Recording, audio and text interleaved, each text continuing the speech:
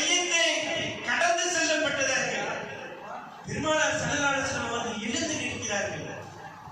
சஹாபாக்கள் எல்லாம் கேட்டாங்க, யா ரசூலுல்லாஹ், அவர் காஃபிர் மையத் அல்லவா, எதற்காக எழுந்து நிற்கிறீர்கள் அப்படின்னு சஹாபாக்கள் எல்லாம் கேட்டாங்க. பெருமானார் ஸல்லல்லாஹு அலைஹி வஸல்லம் என்ன பதிலளித்தார் என்று தெரியுமா? என்ன பதிலளித்தார் என்று தெரியுமா? அவர் ஒரு மனிதர் அல்லவா, அல்லாஹ்வின் படைப்பல்லவா என்று பதிலளித்தார்கள் பெருமானார் ஸல்லல்லாஹு அலைஹி வஸல்லம் அவர்கள். தோல்விக்கும் வெற்றிக்கும் இரண்டு வித்தியாசம் தாங்க. கடமையை செய்தால் அது வெற்றி, கடமைக்கு செய்தால் அது தோல்வி. பெருமானார் ஸல்லல்லாஹு அலைஹி வஸல்லம் அவர்கள் எப்பொழுதும் கடமையை தான் செய்தார்கள். அதனால்தான் இஸ்லாம் மனிதநேயத்தில் கூட வெற்றி பெற்றிருக்கிறது. நாம் சிந்தித்து பார்க்க வேண்டும்.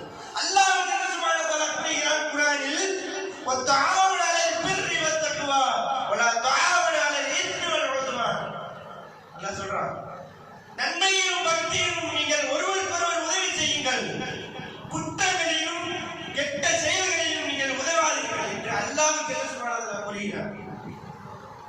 எப்பொழுதும் நாம் தனியாக எந்த ஒரு அமலும் எந்த ஒரு இது செய்ய முடியாது. ஒரு ஊர்ல ஒருத்தர் தனியா இருக்கானா அவன் ரொம்ப நேரம் வாழ முடியாது. ஏனென்றால் ஒன்னும் மனிதன் பேர் இரண்டு பேர் இருந்தால் இவனுக்கு துன்பப்படும் போது இவன் உதவி செய்வான், இவனுக்கு துன்பப்படும் போது இவன் உதவி செய்வான். அப்படிதான் வாழ்வில் நடக்கின்றது.